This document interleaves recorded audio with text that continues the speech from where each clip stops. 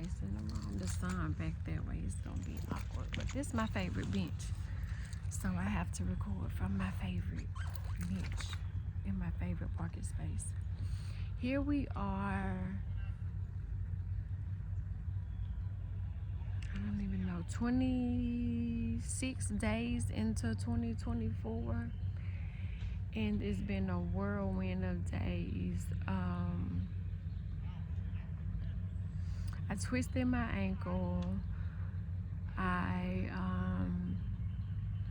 was in the room and met Dr. Martin Luther King Jr.'s daughter, Dr. Malcolm X's daughter, with my daughters. That's legacy to me. And then immediately I got sick. And I'm not really the sick, if there's such a thing, but I'm not a great patient. And so for me, it's just, I felt like it was my body telling me I needed to rest. Well, there's no rest for the weary. There's never time to actually rest because there's always something that needs to be done. And the number one thing that has to be done for me is being a mother. That's the first thing that has to be done. And then there's the business, and then there's whatever, and then somewhere down the list there's myself, which is awful. But the way we were raised, the way society is today, like it's almost like a dog-eat-dog world, and the female dogs are getting eaten alive.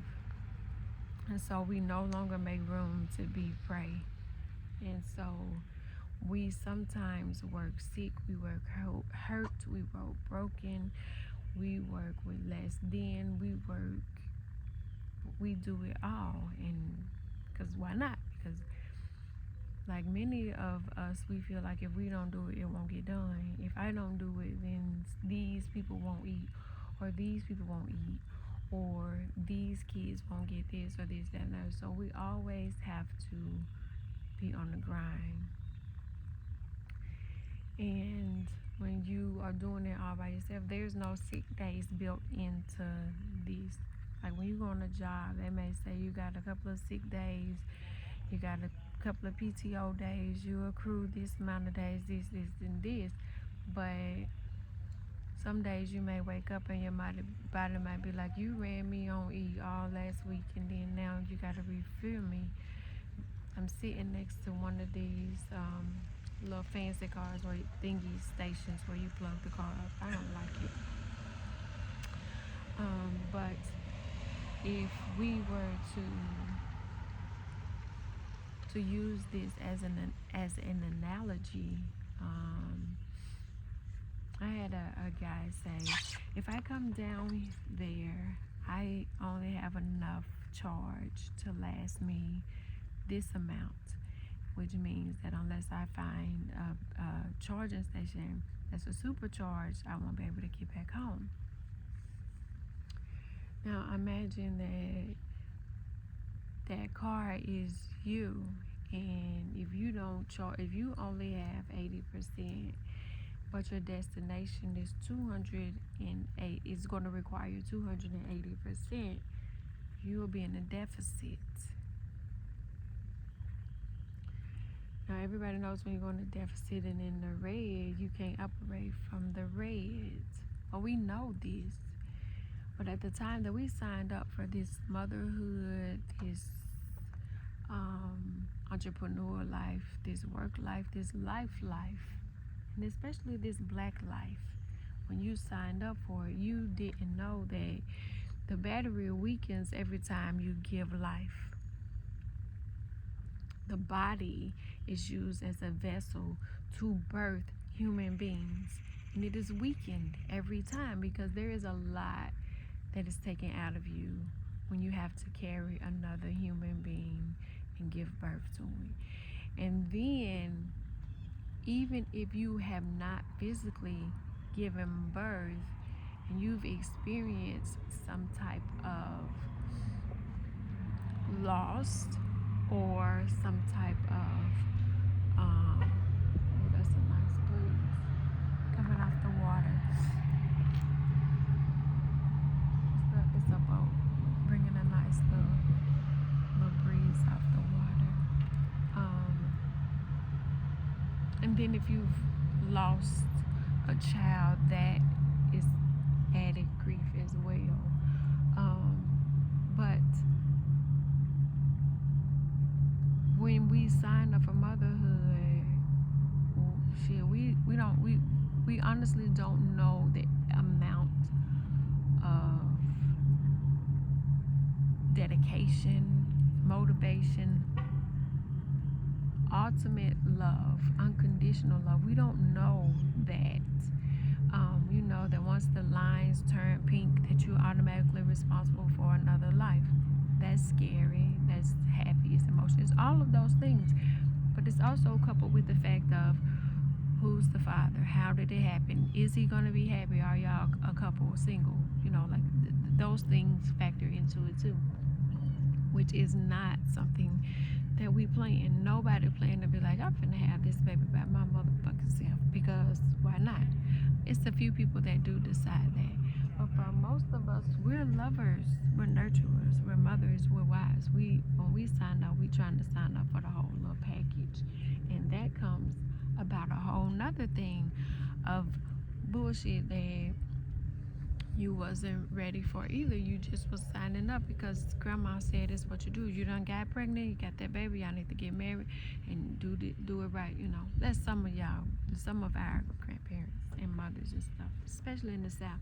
They don't believe in shacking and stuff like that, but it's a lot of shit that they believe in that we don't believe in anymore. Like, let him cheat if he want to, as long as he paying the bills. No. As long as he don't hit you, it don't matter what he do. No. Well, your granddaddy has 6 wives and 14 girlfriends and 16 kids, and it's about 28 siblings. No, grandma. No. And that wasn't the case with my grandmother, but there are some people that did know, but it wasn't social media back then, and so it wasn't. But we knew, and we knew that you got cousins. Where I live at, there is so many crossbreeds, but not really crossbreeds in here, like, because we are all related to everybody. Everybody's related, whether it be by blood or not. So sometimes you have one cousin calling both of y'all cousins, and it's not really true, but it, whatever. And so we knew Papa was a Rolling Stone. Wherever he laid his hat was his home. We knew that. We just decided that in 2024, well, before 2024, we probably decided that in like 2000. We went with that shit. We went with it.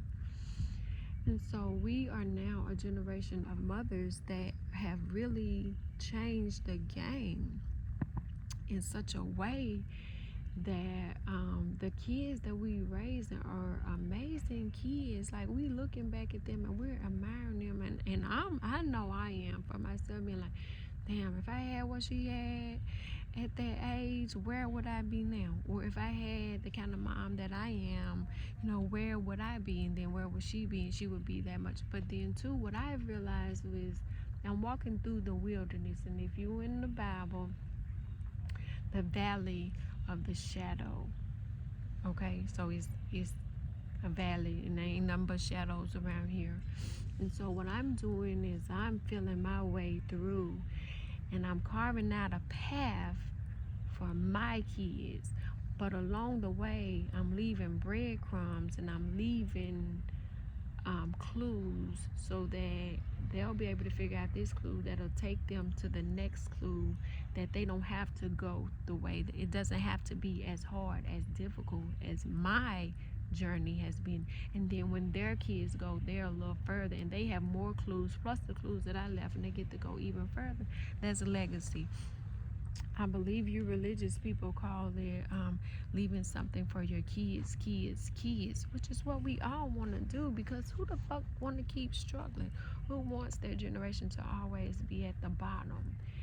And so when doing that, We raise these super amazing kids that we complain about every day. I complain about something every day. Like every day I complain about something every day. And then I realized, well, you made her that way. You made her strong. You made her tough. You made her a businesswoman. You made her a reader, a writer. You made her want to be a student. You made her want to learn more. You made her question what they told you not to fucking question, but you wanted to question it anyway. So the little monster that you are raising might be tomorrow's leader, might be tomorrow's first black female president, might be, the next female black vice president. Like, you don't know who you're raising. Take it back to your Bible. When Joseph and Mary probably had that conversation, and he was like, I'm gonna do the right thing, although I don't know if I believe you, but I'm gonna go ahead and that's my baby, and we're gonna do this, and we're gonna make sure that his life is better than our life. That was what I think they said in the Bible, that they had decided, and that's the reason why they left, so that he could be born and could, without being subjected to all of the book. Now that's y'all Bible, so he wouldn't have to go through all of the things, and then y'all still crucified him and made him go through all that, but he still rose again. That's y'all Bible. Not to say that it's right or wrong, but what I'm saying is, a lot of what is being said and being done, history is repeating itself. A lot of stuff is coming back, and these are the children of the future that Whitney Houston had told us about. But they different children, they better children. They are, I don't know if you can see my little duckies, where they at? Sometimes you gotta let them go. And in this big old ocean or lake or body of water, you mean to tell me I gotta let mine go in this without me? Knowing all of the things that's waiting in this water to swallow them up, to eat them, to prey upon them, to set them up, to attack them, to endanger them, to assault them. I'm supposed to let them go. But look at them. They're adapting to their environment. Because I'm sure wherever the mother and father ducks are, they equip them to know how to do this.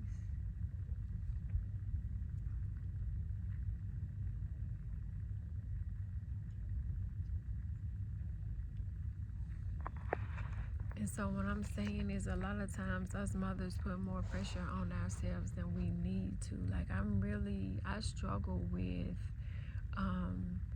when something goes wrong with my kid, I internally blame myself. And I'm not the only one, which is why I am so blessed to have the kind of tribe that I have, that have, kids, or they have experienced stuff, and they're like, baby, it's a hurdle, you got to get over it. I heard Whoopi Goldberg say, you can't be your kids' friends. And I agree with that, because you can't turn it on and you can't turn it off, so you can't be their friends. And so when they asked her, well, what she said, her and her daughter are close now, and she said from about 13 until she was about 26, and that's about around the same age, but it's also the age that they start having their cycles and their hormones change and their bodies change, and little boys are giving them a hard time, and then sometimes grown men are giving them a hard time. And so you can't really be their friend and their mother, but you have to be you have to be a friendly mother. Okay, you just have to, because many times I want to box them out. I swear to God, I want to fight them like 3 times a week. But then I think about how I was at that age, or maybe how I would have been, or maybe if I would have had a me. Like, so I'm able to offer some empathy, some grace, And then I also know what they're faced with out in the world, because I'm not stupid to what's being said in the media, what's on social media, what's in their music, what's in their movies, what's on their TV. I'm not blind to that shit. I know it. Not only do I know it, but I knew it was coming because we went through it, and I knew that they said it'd be 3 times worse by the time our kids went through it. So I'm very aware, not just to mine but other kids too, and that's why they connect with me, and that's why they love me, because they understand that I understand them. But at the same time, because I'm an empath, and the type of empath, I see it from both ways. I can see it from being a teenager or a preteen, and I can see it from being a mom, and I can see it from being a homegirl, and I can see it from being an auntie. And that's one of the better jobs, the auntie jobs. They love me. They listen to me better than my own kids. Where my kids will listen to my sisters, and their aunties, and they'll listen to them a little bit more. So it does take a village to raise kids, and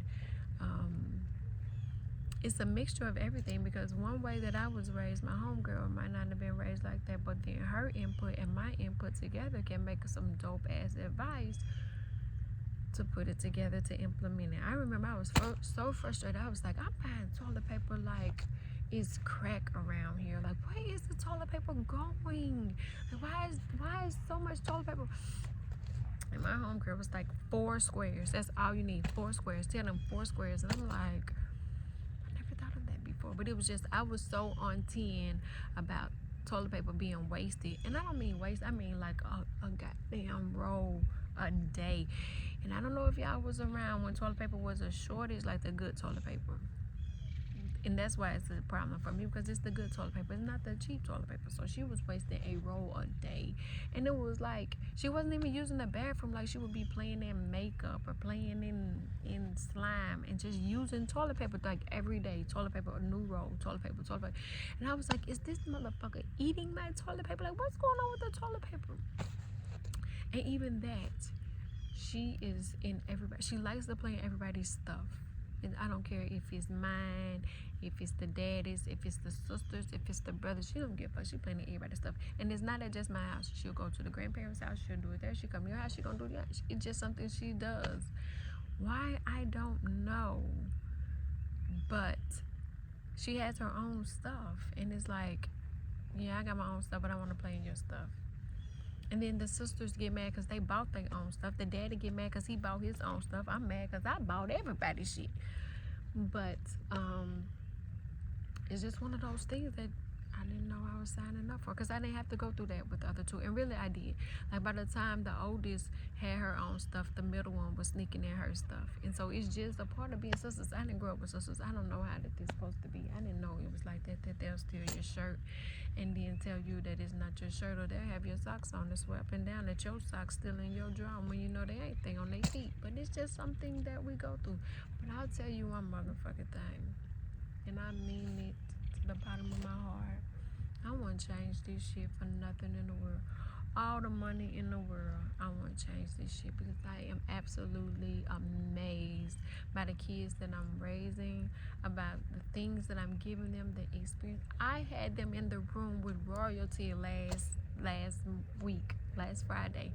They were in the room with Dr. Martin Luther King Jr.'s daughter, Dr. Malcolm X's daughter, and I've taken them to walk and see the resting place. Like, I'm a dope ass mom, and I got some dope ass kids, and for them, I'm like, Monica, for them I will, baby. QN Monica. I'll cross this motherfucking ocean. For them I will. Don't play about them. And I won't play about them. I can't. It's too priceless to me, especially when every doctor I've ever been to told me, I don't understand how you had her. You mean you had her vaginally? You had her? Like, you had more than one? You had kids? Like, your shit is all fucked up. How did you have them kids? And I say, it wasn't nobody but me and God. Oh, and the baby daddy, I guess we'll give him a little credit, you know. And even the co-parenting, sometimes I like him, and then sometimes I be like, what the fuck was I thinking? And I know he feel the same way about me. I know he do, because you know we were young when we got together, so we kind of grew up together. And so a lot of stuff that we grew up and learned, we either taught each other or we learned it from watching somebody else do it wrong, and then we had to learn how to do it right. And one thing I'll say about that, we don't even agree on food. Won't ever. I like this, he like that. He want to eat this, I don't eat that.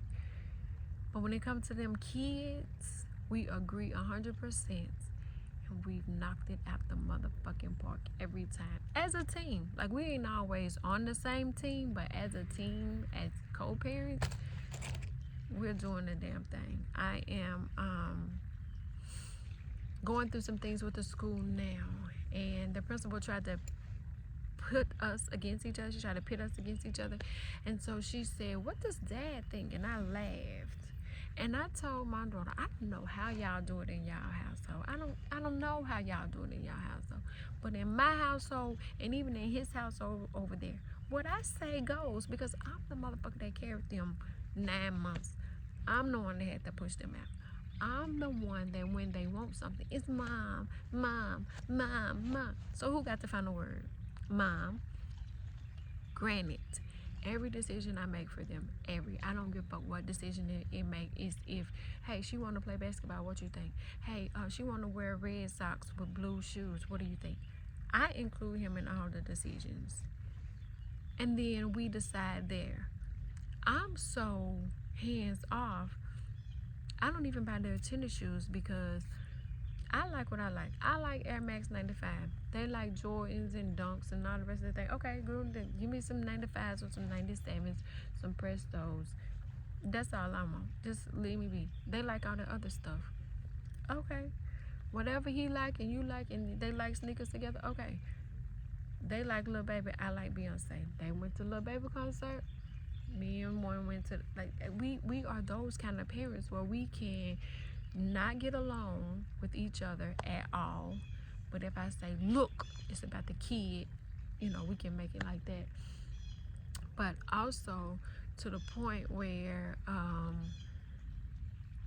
normally I'm on 100 and he stays on 10, but he can go to 100 if he provoked, and only provoked when he feels like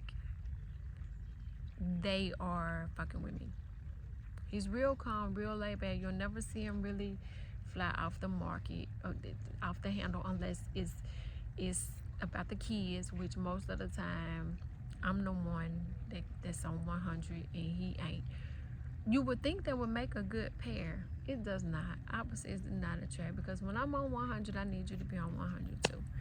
But I understand it doesn't work like that. That's issues that we didn't understand. But as parents, we're always the most amazing parents.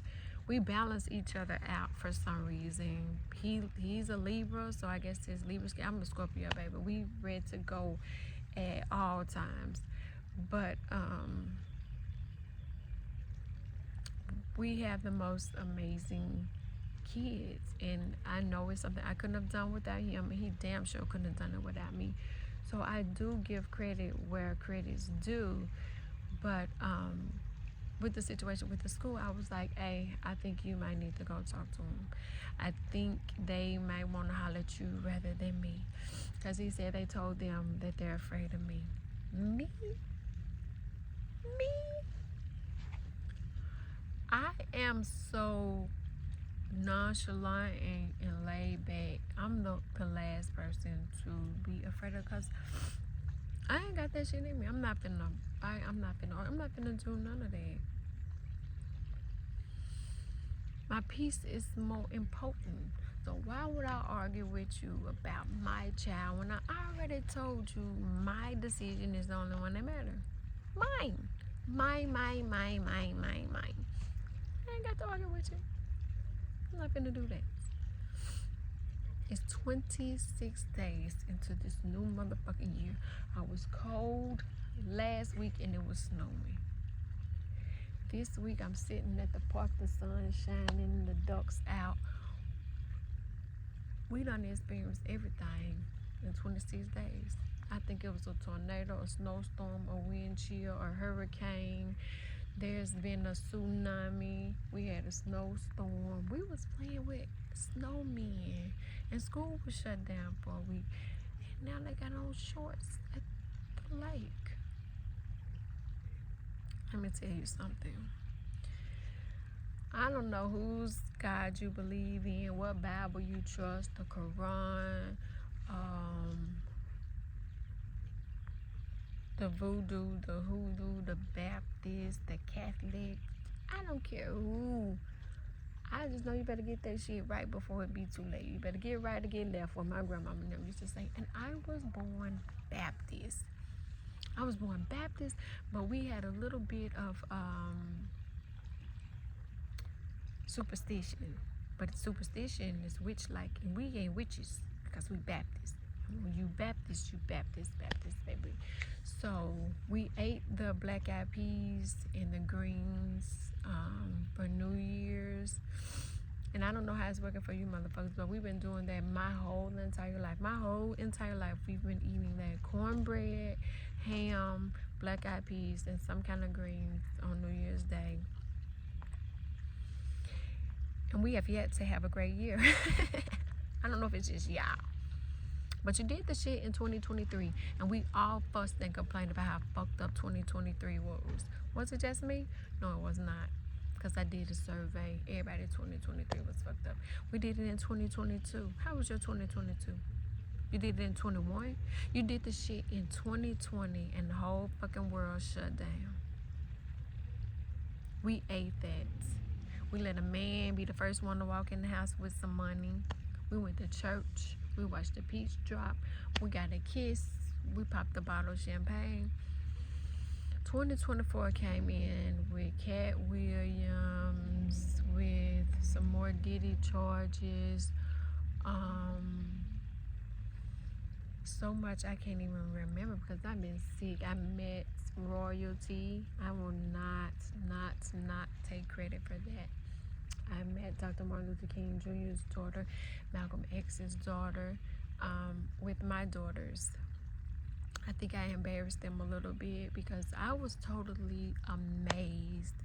And she was like, you need to calm down. You're doing too much. We've been around celebrities and you are embarrassing me. But this was a different kind of celebrity. Like, I met Dame Dash. I was cool. I met Master P. I was a little cool because that's my hero. I've met a couple of other ones, but I'm cool. But this wasn't just celebrities. These were like black royalty. So I was a little bit out of control, just a little bit. But I didn't give a fuck. Sorry. That's the story I get to tell my great grandkids. Man, look, your Mima was out there. She was killing it, baby. She was cute. It was cold, and I had made sure that they met my kids because royalty needed to meet royalty, baby. So I don't know. I don't think next year I'm eating the black eyed peas and greens. I do think that is a tradition that I want y'all to say fuck off, because I don't think it's working for me. Like, I ate it and I'm still looking for the good luck and the money. I needed to just be just millions of dollars fall out the back of a truck and give it to me, and then I'd be like, hey, I'll feed the whole neighborhood some greens and black eyed peas and ham, and I don't even eat ham, but I will, if it's my good luck and my good fortune and good all that stuff, that because we have been eating that for hundreds of years and we have no idea why, except for I heard that was all that there was really left to eat for the slaves. That was just throwing like the scraps, and so they had to make a meal out of it, and so they ate it. But even after all that slavery, I don't think that they had a good year either. Nope. And then I think we need to research and see who started that shit, because the person who started it probably cursed it and then changed it around and told us it was good. I haven't really looked it up. I just know that my grandmama's grandmama told her we had to do it. So when my grandmama had her kids, I think we ate at my grandmama's house out the same pot. And then when our moms got older, they made us eat it, and then now we make our kids eat it, and they like, we don't even like this, and you making us eat it, and why we gotta eat it? I was like, because my mama said so, and her mama said so, and everybody on the internet says so, so eat it. Or CPS might come and get me, I think. I don't know, but eat it. I just be like, eat a spoonful. But for some reason, like I had made Nas a plate. He said who had the black eyed peas, and then they ate all his black eyed peas. They ate, they didn't want to eat it, but then the pot got gone. I don't understand. I don't eat this, but they ate it. But I guess that goes back to when my daddy said you'll eat anything if you get hungry enough. That's all I was fixing. I wasn't finna fix no 2 different meals. Not that day. Normally I have to, but not that day. We all ate that. Oh, and they had that. Oh, they had turkey legs. They did. I forgot about that. So they had turkey legs because we don't eat pork. So they had turkey legs, greens, cornbread, and black eyed peas. I bought a can of black eyed peas. I know you know some of you bitches look down on us that buy cans, but I ain't really have all the energy to do the little bag. I had a bag, which I always take my other grandma a bag because she liked to pick hers and stuff, but sometimes she liked the can too. So I fixed mine in a little. I dressed it up though. It was a can. I don't have time to do that. I'm a millennium. I ain't got time to be picking black eyed peas and greens. I know that's what your grandmama and great grandmama and them used to do, and I know a lot of y'all still do it, and I know y'all look down on us when we do it, but I ate it. We ate it. Now we just waiting to see when the good luck and the money gonna come in, and the coins. What is it? The money. The greens is for the money. The black eyed peas is for the good luck. I should have did more research. I think somebody's stealing my shit.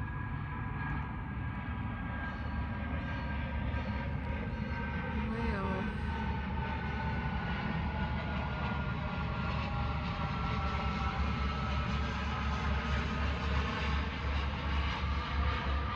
this here just happens to be my first day out in a week because I've been under the weather. Mind you, under the weather does not get you time off from mommyhood. So they say, you rest while we at school, but when we get home, we still want to eat.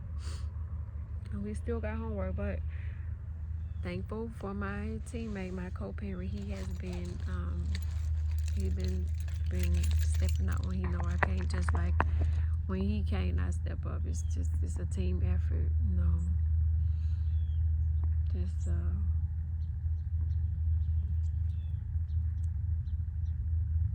Just like Michael and LeBron, we on the same team, but we ain't on the same team. Got the same number, but we ain't got the same game. But we the top of the game, but it ain't the same game sometimes. Sometimes he be giving me baseball, and I'm still playing basketball. So sometimes he be tripping, and I'm still always on my game because I'm LeBron. I'm younger, faster, and I'm in it. So, and yes, I'm talking about older Michael. That's retired Michael.